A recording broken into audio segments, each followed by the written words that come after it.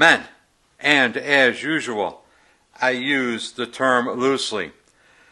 Just a short video today, and today is Veterans Day. So many of us, myself included, who are not veterans, forget what our veterans went through and what they sacrificed to preserve our freedoms. So just a little remembrance of that in commemoration of Veterans Day. This Purple Heart belonged to my mother-in-law's brother. She is deceased, and so is he. This has been in my family's possession for, over 20 years probably. My mother-in-law gifted it to my wife, and she gifted it to my wife because around that time, 20 years ago, she was going through cancer treatment. And I say this from my heart. She was truly the bravest person I encountered.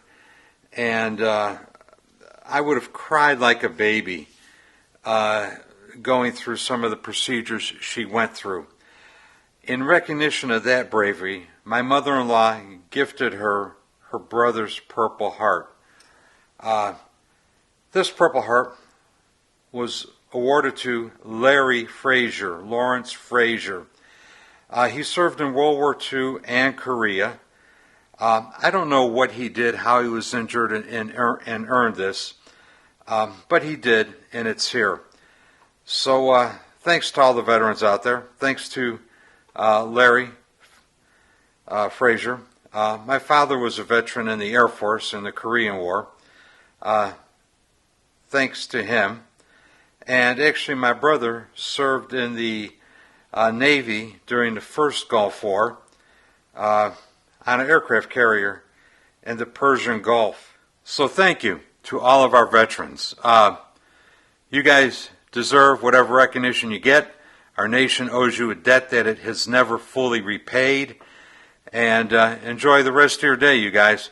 To the rest of us, hey, take a moment and thank a vet. I am out of here.